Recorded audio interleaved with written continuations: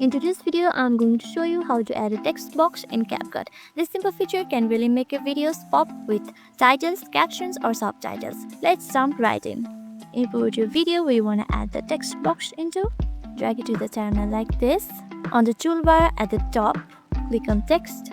Just to open your text options, click on default text and click on this plus icon right here.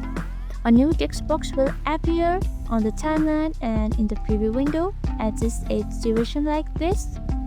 Now type whatever you want to appear on the screen. Click on it. Now click on default text right here.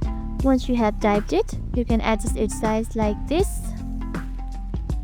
And you position it wherever you want. Now scroll down, you can change its style from here like this.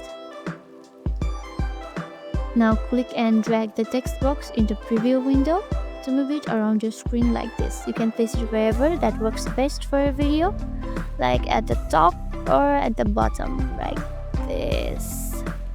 To adjust how long the text appears in your video, click and drag the edges of the text track on the timeline like this. You can make it stay for as long as or as short time as you need like this. If you want your text to stand out, you can go to style and add animation to it like this.